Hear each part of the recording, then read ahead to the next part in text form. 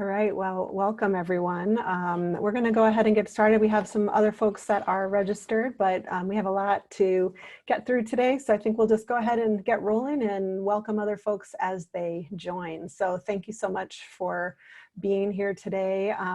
Our topic for our webinar today is engaging with discomfort. And I'm really excited to be able to co-present with T. Marie King, who is joining us today. So I'll let T. Marie introduce herself and share a little bit about what's coming up in the next couple weeks as well. Awesome. Thank you, Colleen. Hello, everyone. Good to be here. I am the Alabama chapter lead for Local Voices Network. So excited to be here with you all. Next week, I'll be leading the webinar about connecting with community through curation. And so we're going to be talking about highlights, how we pick them, making sure we're looking through the right lens when identifying highlights. So I think that's going to be a good one. But I'm real excited about our bonus webinar that'll be led by a personal friend of mine named Herbert Wilkerson. And it's about being trauma-informed in an uncertain society. And I think we got a lot going on in society right now that, a lot of times we're trying to figure out how do we respond. But also we are experiencing traumas as we go through, whether it's through social media, whether it's through regular media or things we're seeing in our communities. How can we be trauma informed to make sure we're taking care of ourselves properly? And not just ourselves, but actually being careful with our family, friends, peers, and those we work with and love. So hopefully you will definitely be able to tune in July 2nd for that one. I think it's going to be an awesome one. So looking forward to seeing y'all soon. Thanks, T. Marie. And I think I know most of the folks that are on our call today, but just in case I don't, my name is Colleen Butler. I am the capacity building lead for Local Voices Network, which means I get to do a lot of facilitator training across all of our chapters, which is really exciting for me. And that's really increased since we've been on Zoom, in that I've gotten the chance to work with people from all sorts of places around the US, even outside of our chapter locations. So that's been exciting. So I appreciate you being here and tuning in, especially those of you who have been joining us over many weeks. We're on our third session, and next week will be our fourth and final in our series, where we'll be going over our final kind of conversation principle. And then, like T. Marie said, we'll have our kind of bonus conversation with an outside expert who's going to help us think through how to hold space in these times that are fairly complicated. And for many of us, we're doing it quite a bit. And so we have to figure out how to take care of ourselves at the same time that we're holding space for others. So just a quick reminder, all of our trainings are based on these 4 conversation principles. We always ground our conversations in values. We focus on personal experience, and that's what our first 2 webinars were about. Our next one today is on engaging with discomfort. And then our final one last week will be using our technology to connect across communities. And so we're going to take a deeper dive today into engaging with discomfort. And we've got kind of 2 main areas that we're going to be focusing on. The first is engaging discomfort in yourself, and kind of what are some tools that we have for self-awareness to be able to get some feedback about when something is pushing your buttons. Sometimes we use the word triggers. I feel like that's become a word that's become a trigger in itself for some folks. And so I just want you to, we're going to kind of go deeper into that idea, and we can use different language to talk about it. But what we mean is, what are things that maybe pull you into your panic zone, and how can you be aware of them in advance and have some strategies built up so that if that happens to you while you're holding space as a facilitator, you've got some tools in your toolbox to be able to address that. So that'll be kind of our first half of the session today. And then our second half will be really focusing on navigating conflict within our conversations. And so if you have conflict come up between participants, what are some strategies that you can use to navigate through that? And so that's what's on tap for today. And so I wanted to start, I don't know if folks had a chance to take a peek at some of the resources that we sent in advance. If not, I highly recommend checking it out after the session today. But Kathy O'Bear is somebody who I consider a personal mentor, and all of the work that we're going to be using today for the triggers conversation is really based on her research. And so her work and her field is doing work around equity and inclusion, specifically as it relates to race and LGBTQ issues. And she has, like I said, done research on this idea of like what is a triggering event, and how can we develop the skills and strategies that we need to kind of get through that in a way that is aligned with our values. So, so she says, and this is in the little video link that that we shared as well. But the first thing that happens is there's some sort of stimulus. So something happens, and that's the trigger or the hot button or whatever, you know, you want to call it. And then the next thing that happens is that it actually kind of taps into a root cause. So usually one of the signs of a trigger or a triggering event is that our reaction is disproportionate to whatever the thing is.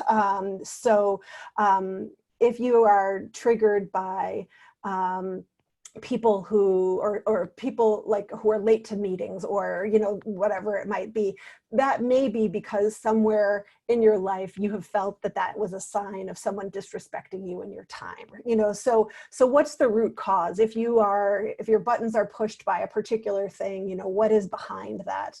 And she talks about those roots basically creating a story and helping us to develop almost an internal narrative that may or may not be true about the meaning behind whatever the event is or the stimulus is. So again, if we take my example of maybe you're somebody who's triggered by people being late to meetings with you, and then the story that we might be creating is that they don't respect you. They don't respect your time. They would be there on time if they, you know, if they did respect you. And so we create a story, and that's part of the reason why we have the kind of reaction that we do. And then that influences how we react in the moment, because, you know, if in the moment that someone's late for a meeting with me, I think that person's probably really busy. They've got a lot going on. I'm probably going to react one way. If I think this person fully disrespects me and, you know, doesn't value my time and is not treating me the way I feel like I should be treated, I'm going to react a different way. Same event, right? So same thing happened. One person didn't show up on time to a meeting with me. Two possible, or probably many more than two possible pathways can occur. And so that's where our reaction comes in. What is it that happens? What is it that we do or say? How do we behave in that moment? If we're taking the path of feeling like people are disrespecting our time and disrespecting like us as people, as professionals, then we might have all sorts of unhealthy and unhelpful behaviors. You know, we could shut down, we could blow up, we could be, you know, we could communicate ineffectively. So there's all sorts of different ways we may react. And then that can actually lead to triggering somebody else, right? So and then the cycle can continue. So that's what Kathy Obear calls the triggering event cycle. And she talks a lot about what she calls your intrapersonal roots. And so these are all of the things that feed into why you may be triggered by a particular thing. I'm not going to go into all of the details behind this, but I do recommend, if you have a chance, to check out the quiz that we shared with the resources. It gives you an opportunity to kind of look at what are the things that push your buttons and where might that come from. You know, when do you maybe have disproportionate reactions to things, and why do you think that that may be a thing that particularly sets you off when you may otherwise be a very patient and an understanding and empathetic person. And so you know, it's almost always fueled by these things that are in our pasts. So I'm going to turn it over to T. Marie to elaborate a little bit more on that, and then also just share some of the things that we see when we have this kind of triggering event process happen. Awesome, thank you. So, you know, I think a lot of times we don't think about how things trigger us. I know personally, I used to be around a lot of people growing up who argued a lot and loudly. And so now I'm not opposed to a serious discussion about any topic, but I'm not a fan of yelling. And so for me, I have recognized that when people start elevating their voice, that it kind of takes me back to a place that I don't like, and I can feel it in my body. And so it's having that awareness of when certain events happen that, okay, that's causing a reaction in me.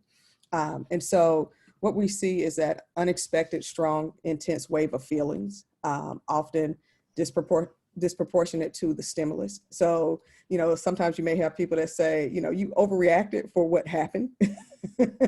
And it's like, no, but, X, Y, Z. And it's like, no, you might have made a little bit more of that, but it could have been that something triggered you that you hadn't thought about or actually identified. Disorienting, distraction, feeling out of control and overwhelmed. A lot of times when you feel triggered, it's trying to get your bearings straight. Like, wait a minute, let me refocus so I can see how I need to deal with this situation. Maybe feelings of de-skilled and reacting less effectively, requiring extra effort to navigate the situation effectively. Sometimes you might need to take time and orientate yourself and say, wait a minute, let me think about how I need to respond. And sometimes that's good. People get, kind of like Kermit the Frog on email sometimes, and it's like, I'm going to tell so-and-so, X, Y, Z. And you might need to take a moment and instead of sending that email, send it to your saved file and keep it in drafts so that you can process what actually happened and make sure you're navigating that situation and responding properly. And then physical reaction, you may feel your heartbeat rising. You may start sweating, tenseness in your body. You may get a headache. I've heard of people having, strong migraine headaches when they get extremely frustrated or triggered by something. I even heard of people, having blurry sight. Eyesight is another one I've heard of people saying, shortness of breath, and whatever comes up in your own body that you feel. And it's those things. The body is an amazing tool because it lets you know what's happening with you. It lets you know something is off. And a lot of times through the quickness of society, we want to push through and just try to go on anyway. And sometimes our body is saying, no, you need to stop and recognize what is happening. And so being able to identify those different characteristics of you've been triggered helps you navigate those situations well. And so I'm going to ask you if you put in the chat, if you'll list 2 to 3 of your primary triggers, so we can see. And like I said, one of mine is yelling. I'm not a big fan of that. But then also thinking about sometimes we're triggered in ways we didn't realize something was bothering us. So I'll give you an example as people are thinking about their triggers. We're in this time in society now where we're dealing with a lot of police brutality. And some years ago, I work at a film festival here in Birmingham. And so I was managing a particular location for films to be shown. And my little cousin was working with me, and we ended late that particular night, and it might've been 1 or 2 o'clock in the morning. And I decided to take the long route home. And so as we're driving home, like out of nowhere, this police car is flying towards us, lights blaring. And I immediately got triggered and got tense and did not know how to respond. And the police car drove right past us. And I had to pull over and regather myself because all that information that I had been seeing on the media, social media of things that were happening to Black men and women that were getting killed by the police, not even thinking about it, just seeing those police lights triggered that emotion. And so having to be able to recognize that this could be something I need to work through. All right, we got some good ones coming through here. Raising voice, talking over me, feeling judged, told what to do or shamed, yelling, cursing. Yeah, and it's good knowing those things. And I will also say for folks, once you know what your triggers are, I don't think there's anything wrong with people that you are close to, people that you work with a lot, to identify that to them, to say, you know what, it's a certain way I like to be spoken to. Please don't do that around me. It's nothing's wrong with, creating boundaries with people to say, I'm not a fan of that behavior. If you do that, that's fine. Just please don't do it around me. And that builds respect, and that helps us build community, even greater community and relationships with one another, if we can set those boundaries with one another. Colleen. Great, thanks, Tia Marie. Yeah, and I guess I just wanted to say, you can see some of these triggers, particularly, the one that Tia Marie just shared, but also many of the ones you all put in the chat, they're serious. It's not in any way irrational to have these, be things that do kind of press your buttons, right? Nobody wants to feel like they're being accused of something. Nobody wants to have their, somebody raise their voice at them or be judged, So the fact that that we're calling them triggers isn't to diminish them. It's just to recognize that they might be things that really help, make us not be as effective in the moment. So, the other thing I'll invite you to think about, and you can put it in the chat if you have an example that just pops right into your head, but if you don't need to. But also think about, what are things that people say that push your buttons? Because that is going to be something that may come up for you as you're facilitating Local Voices Network conversations. As a facilitator for these conversations, you're not really ever going to be sure what people's perspectives are when they are in the group. For a long time before I worked at Local Voices Network, my primary role was doing trainings with the YWCA around racial justice. And one of my triggers, particularly when I was doing that work, was when people would say, it's not about race, it's about class. I don't know why that particular one is like the one that always just like set me off in a way that I did not handle it particularly effectively. But I realized after a certain time that like I needed to like take a breath and figure out what my response was going to be when people said things like that in the training, because my job in the training is like holding that space and making everybody feel welcome. And when people can tell that I fully disagree with the statement that they're making, it's not allowing me to effectively hold space for the group or get that person to share their perspective. And so if you've got a thing like that, when you hear people say it, it sets you off, and you're feeling like sharing with the group, feel free to pop it in the chat.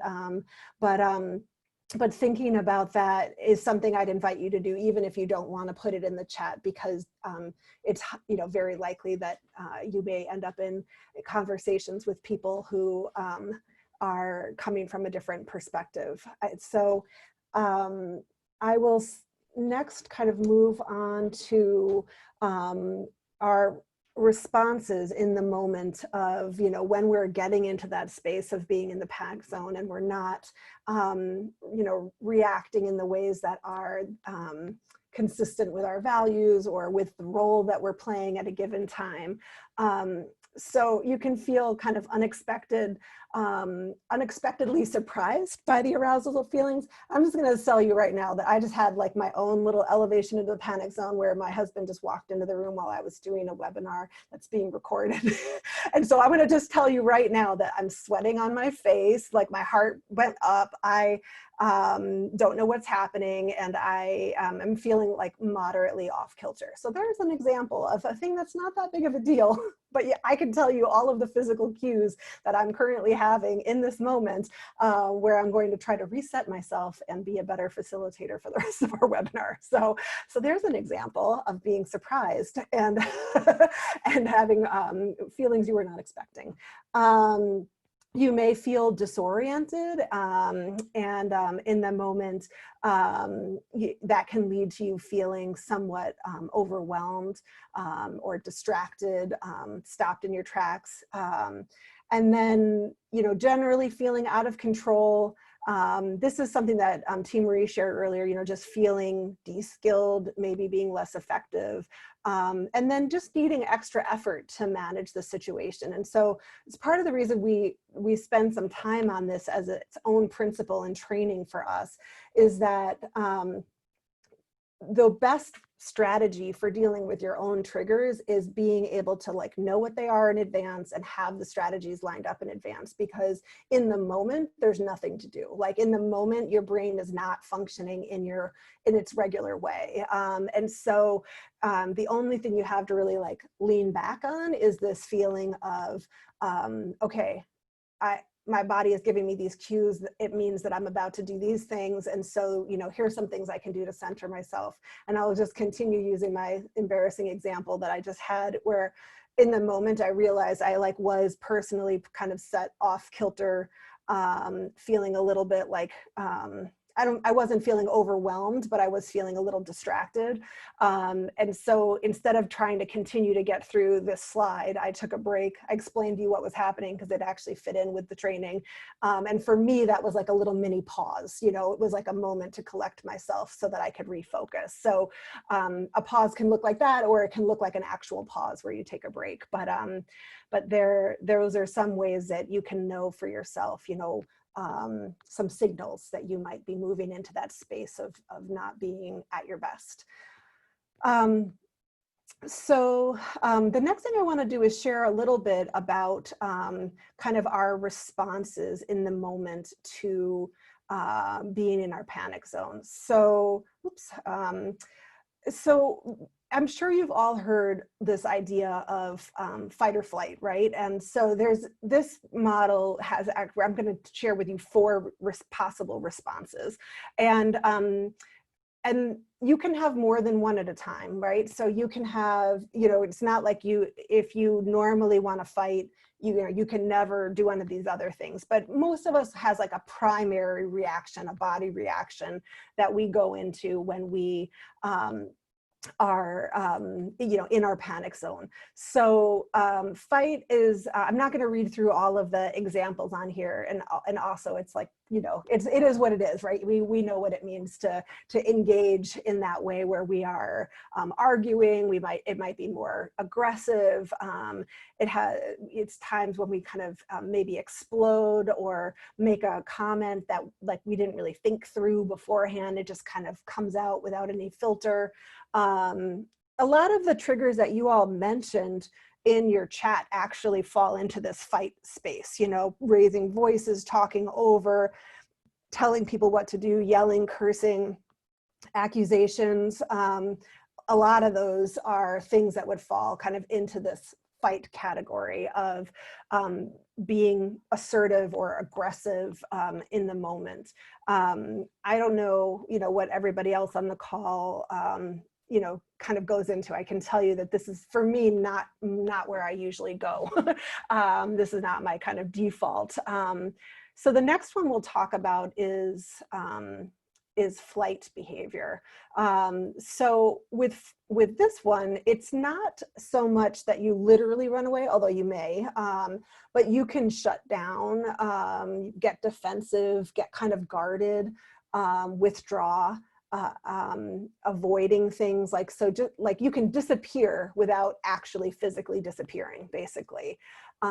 Sometimes it looks like us smoothing over conflict, trying to just move on, avoid the conflict, trying to keep things just like under control so we can get out of the situation.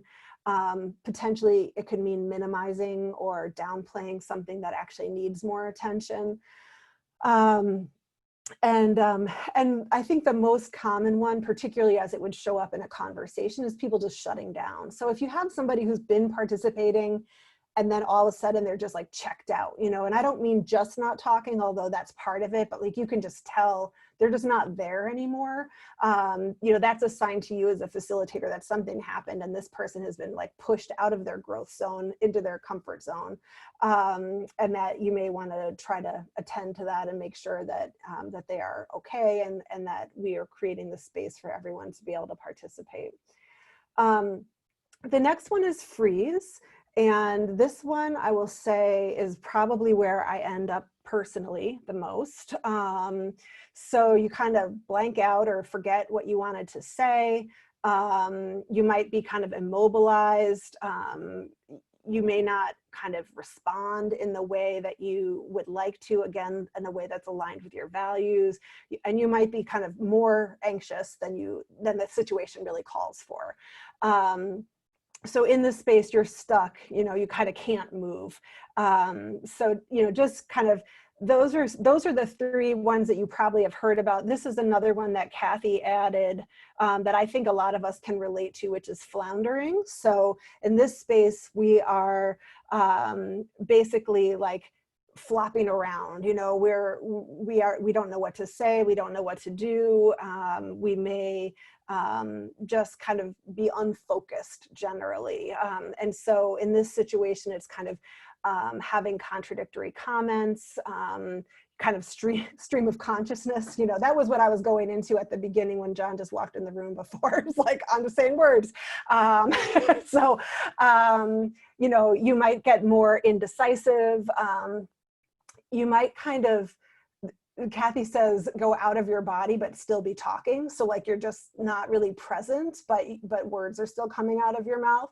And you'll find that things are like way off topic. And so, so those are some of our kind of possible reactions. And again, people are likely to kind of identify more with one of these four, but also in different situations may call for different reactions. So I've got just a quick poll, just curious to see from folks on the call, which of these reactions resonates the most for you.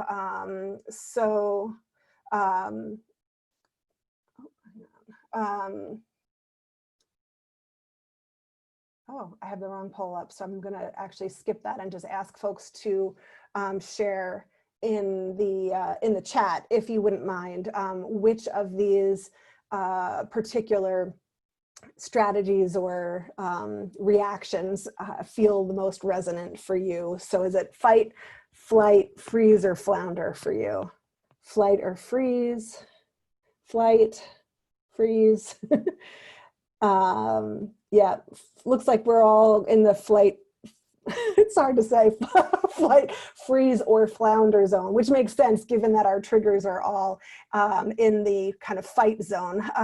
So our defaults may be a little bit different. So, so I haven't been able to keep my eyes on the chat quite as much, but I think there have been some things coming up. So I'm going to just pause for a second and see if there's any questions, or Tia Marie, if you want to, if you wouldn't mind sharing a little bit about what we've been seeing coming up in the chat, and then we'll move on to talking about what strategies we have to kind of get back into your comfort zone. Absolutely. One of the things that I saw that was a suggestion of how you deal with, being triggered was, keeping a bottle of water with you at all times. So that allows you to take a moment. So I have a bottle of water with me. So if somebody's triggering you, you can take the cap off, go ahead and take a drink, allow you to kind of gather your thoughts so that you respond properly. So I thought that was a great suggestion. And sometimes it's, let me take a break and walk away, or give me a moment to think about that and let's come back in and discuss it. Yeah, some very good stuff. I appreciate everybody being very transparent in the chat of how you're triggered, a couple of suggestions, and people identifying, if they're flight, freeze, flounder, or fight. For me, I think sometimes it depends on the situation. Sometimes I'm ready to fight, sometimes, I don't freeze as often, but I have a tendency, if something is entirely too tense, that I will, walk away from it. I wouldn't want to engage, but no, this is good in the chat. Mm-hmm. Thank you. Yeah, that's a great segue into some strategies that we have to kind of help get in your comfort zone. And I'd love more strategies. So thanks, I think, Jessica, for sharing the water suggestion. If people have other ideas, please go ahead and pop them in the chat as well. These are some ideas that we have and that also come from Kathy's research. So, one thing we can do is kind of conduct what she calls a systems check, to see how are we, what is the story we are telling? Is it a story, or is it based in something that we know for sure to be true? stress management techniques, it's funny, as I've done more and more facilitating over my life, like I feel like at the beginning of my time as a facilitator, I used to a little bit, I'm a little embarrassed to say this, but I a little bit kind of rolled my eyes at some of this stuff. But now I just realize how important it is, to sometimes just take a breath. That the sip of water is also kind of similar, but I think, just breathing and deep breaths when you know you're moving into that space of discomfort, it really can help with a reset for yourself and for the group. One of the most effective conflict transformation strategies I've ever seen in action was a time that somebody had shared a whole bunch of very, very deep, personal, and vulnerable information in a session that I was in. I was not facilitating, I was a participant in this one. And it culminated in him sharing a really personal story about violence that had happened in his family. And the facilitator just invited everybody to take a moment of silence and just take a breath together. And I learned so much from that moment because, sometimes our reaction is to fill up the space or to say something or say the right thing, but sometimes the right thing to do is just honor what was shared in the space. And so this can be a thing, not just for you to personally get in your comfort zone, but actually to help kind of get the group back in its space where it can be productive and honor what's been shared. So a breath centering activity, just a pause. On a more personal level, thinking about what is at the root of this trigger. Like, I know that I always have this reaction. I don't want to have this reaction, but I can't seem to stop myself. Like, what's going on that is fueling that for me? And then, really think about what are the stories we're making up? What do we know is true? And then where are we filling in the picture with facts that we don't have, with ideas that we have, but that we don't know are accurate. Sometimes challenging yourself to just really notice like what you know and what you are making up, it can be a helpful way to move away from some of those more triggering events. And then shifting your story, noticing the intent that you had and how you would want to respond. This goes to our first principle of, grounding in our values. Sometimes we respond in ways that are not aligned with our values. And so grounding in what are your values? Did you bring to the conversation today a value of curiosity, of empathy, and how is your response actually aligned with that value? So just kind of helping you stay connected to your commitments. Also, being self-aware, what's your role in creating the environment in your group, and then identifying your hoped for outcomes. Where do we want to go as a facilitator? Where do we want to take this? So, those are some ideas of like, as a facilitator in the moment, if you are triggered or somebody if the group is experiencing kind of a moving into that space of conflict, these are some things you can do to kind of help get things back on track to where you want to be. So I'm seeing some more things come up in the chat, which is awesome. So I see one idea is just to remove yourself physically and do that systems check, because otherwise it's just hard to focus or respond in the way that you want. And then Jessica shares an activity called Check Yourself Before You Wreck Yourself, which is fun. Maybe it's just a fun way to say systems check.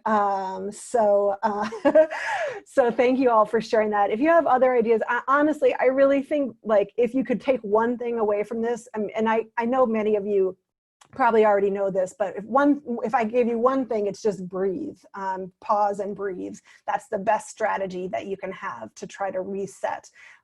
So whatever you need to use to give yourself the space to do that would be my recommendation. So Team Marie, do you have anything else you would want to add on the kind of triggering part of the session, or we can also move into the conflict section if you are ready for that? Yeah, the only thing I would add is just always having that awareness of what's going on with your body and in your body in response to space.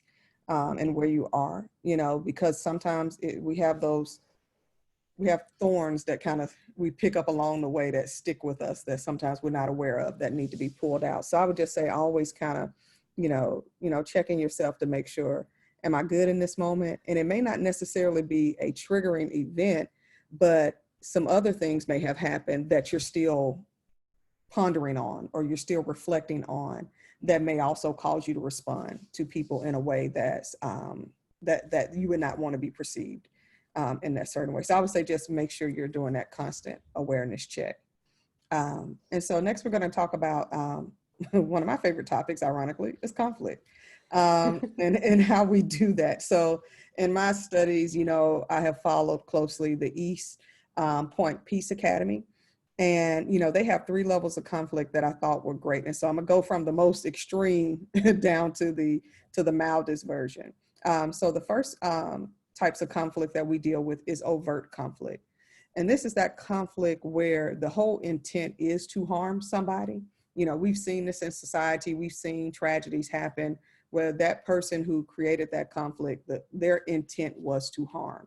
And those things have a history, but then there's also pervasive conflict. And what pervasive conflict is, something triggering happens in a community, whether that's a neighborhood, whether that's an office, whether that's just in relationship with people, and something is not being resolved. And so what happens in pervasive conflict is frustration begins to rise. And so it's almost triggering in the sense of the temperature of the community starts to shift.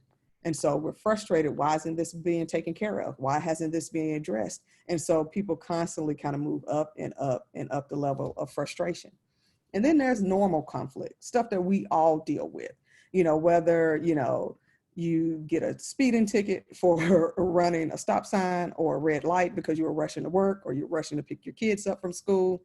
Normal conflict is getting up early in the morning and realizing somebody ate all the Lucky Charms and that's your favorite cereal. And you're like, wait, what am I supposed to do now?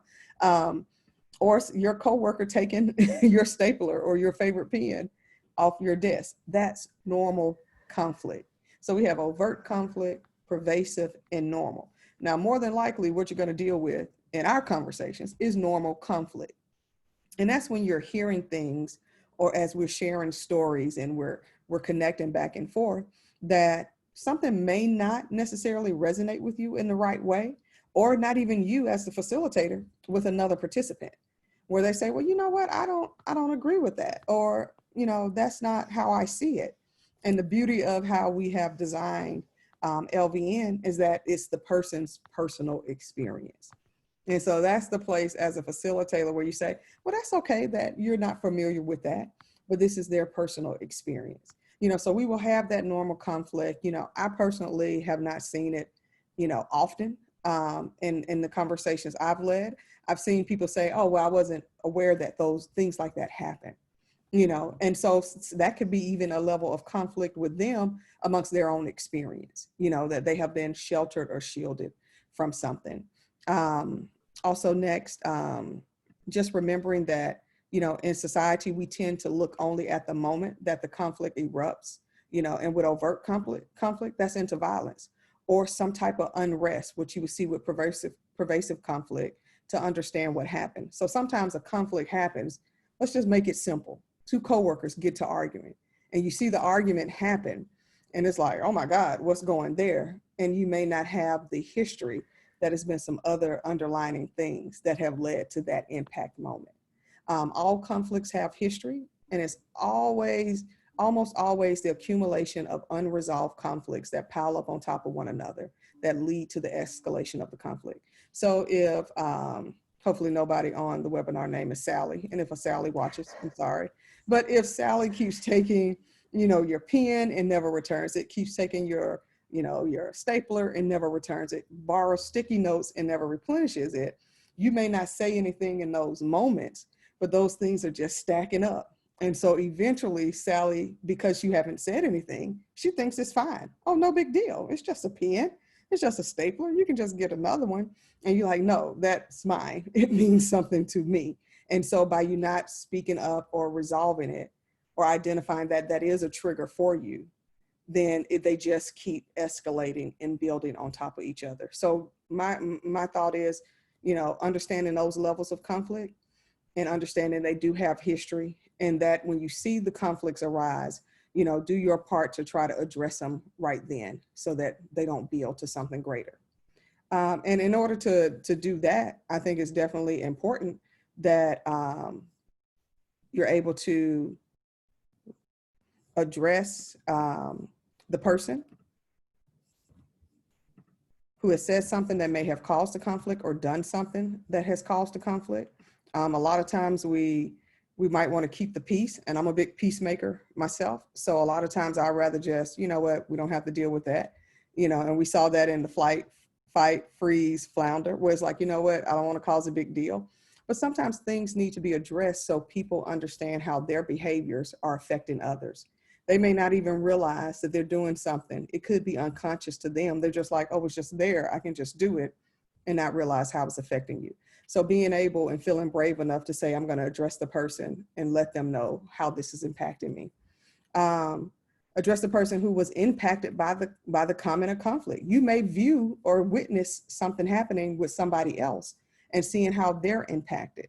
And sometimes if we could be brave enough to step in and say, wait a minute, I heard that, or I witnessed that, and I want to make sure you're good. Is there any way I can support you? Is it anything you need? And it could be a thing where the person says, you know what, I need to just go take a walk, or you may suggest to them, hey, go get you a drink of water, and if I can help when you come back, we'll see what we can do. And then sometimes things may happen in a group setting where, you might need to turn it back to the group to do a temperature check for the whole group to make sure everybody understands fully. I think what it said, what did you say, Colleen? Making sure that the story is is factual, that we didn't witness something or misinterpret what we saw, and so sometimes turning it back over to the group where somebody said, well, I didn't raise my voice. And they're like, well, no, actually you did raise your voice. We know that wasn't your intent and you wasn't trying to harm anybody, but that is what happened. So address the person who said something that caused the conflict, address the person who was impacted by the comment or conflict, and then turn it back to the group. Anything else you would like to add to that, Colleen? I guess I'll just say that for me, when the first thing I'll say is that I, like T. Marie, have not experienced much conflict in LVN conversations. For me, most of the times that I've been navigating conflict as a facilitator is in my earlier work where people, those conversations tended to be a bit more emotional. So I think that's important to note. And if you've been with us on some of the other webinars, you know that we've tried to have examples on each of the webinar from conversations. And in like 900 conversations, I could not find a good example of conflict in an LVN conversation to share with you all today. So we're not sharing this to like stress you out at all, but just so that you feel like you have the tools in the moment if necessary. But when I have been in a conversation that has required some conflict navigation, the one I tend to use the most is the third one on this list, which is turning it back to the group. The first two are definitely strategies you can use depending on the situation, but they require a kind of, I don't know, you don't really want to particularly put the person who was impacted on the spot unless it feels like that's something that would help them resolve the conflict. Whereas if you turn it back to the group just by saying something like, I'd like to ask folks, like, how do you think we're doing with our guidelines right now? Or what are people noticing? Or, just like bringing it back to the group. That's been, as a facilitator for me, like one of the things I have learned over the years is that if I trust the group, they often, almost always, will come through with a better answer than I have, as on my own. And so, so that's probably the one I use the most as a facilitator. Awesome. And so next we're going to move to empathy, which is something that I definitely try to ground the work that I do in, whether it's with LVN or it's community work outside, is being empathetic with people. And empathy is the ability to understand and share the feelings of another. And we know we do this anyway. We hear a friend is getting married and we're excited and we can feel that same joy that they feel. somebody loses somebody close to them, and we have those in our lives that we love and care about. So we can empathize with those feelings of having, either lost a loved one or being able to imagine what it would feel like if somebody very close to us was no longer around. And so how do we exercise that or put that into practice in our work? Empathy is the capacity to understand or feel what another person is experiencing from within their, keyword, their frame of reference.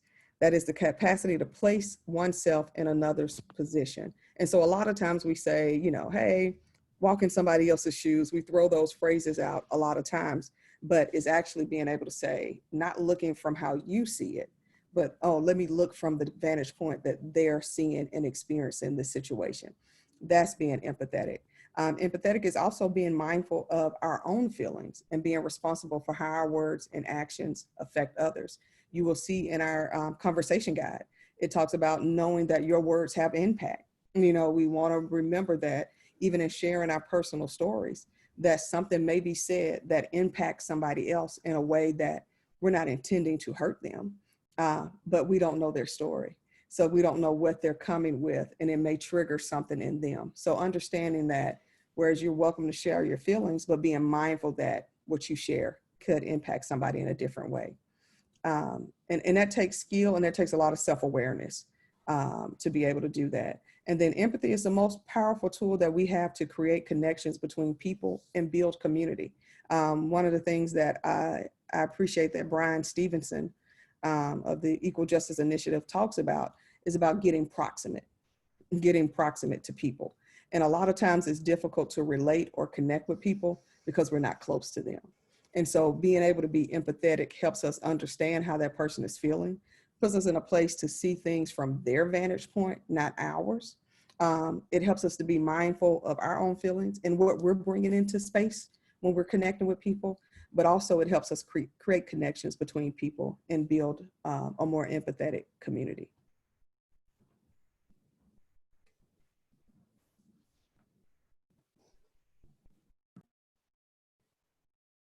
Great, thanks, Team Marie. So at this point, we've gotten through our materials we wanted to share with you all today. So just wanted to see if people have any questions at all about the material from today, or I know we've got a lot of amazing facilitators on the call. So if you have other things that you would want to share with the group, I'm going to try to take everybody off mute right now.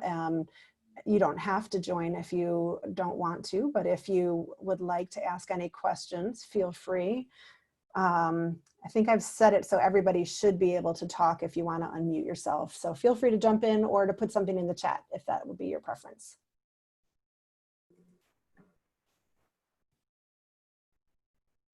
Colleen, this is Jessica. I just want to quick recognize, sorry, I don't have my camera on right now. I just want to recognize that I think that even identifying what you're feeling and why you're feeling it is really, really hard to do for some people. I think it's a little bit easier for others. And so if you're one of those people, like I would spend a lot of time just, I don't know, like at the end of the day, thinking about different times when you were feeling different things and just start like naming it. And eventually you can name it in the moment and it helps. But I am one of those people that I can tell I'm feeling something because I have physiological symptoms, but I can't always tell exactly what I'm feeling and why, and makes it really difficult to have any kind of, that's why I freeze. That's why that's my go-to. So anyway, I'm sure you said something similar to that, but. I don't know that I did. So thank you for chiming in, and it's good to hear your voice. And just so you all know, unfortunately, when we do things on the webinar, it doesn't even allow us to see you, even if you wanted to have your camera on. It allows us to hear you, but not see you. So so if you're trying to figure that out, it's not going to work. But we can hear you if you want to jump in with a question or a comment, other ideas, like Jessica just did.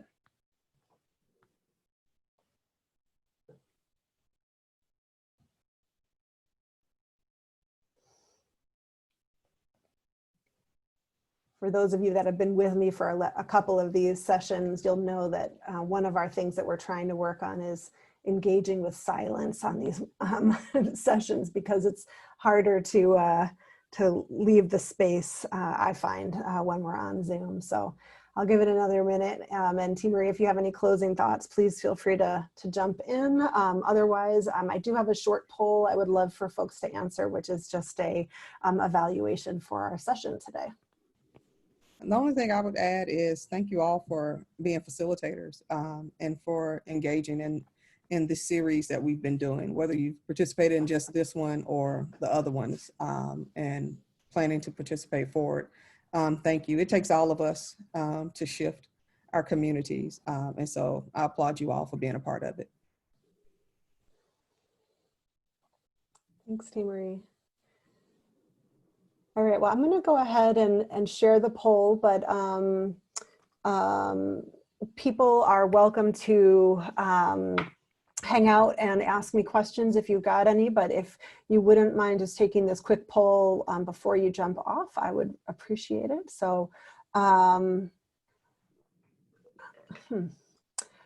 some reason, I'm only seeing the polls for our last webinar, which is very strange. So if you wouldn't mind, what I'm about to ask you to do is a little strange, but you're going to see in the poll, it's going to ask you if you understand the principle of focusing on your personal experience as a facilitator or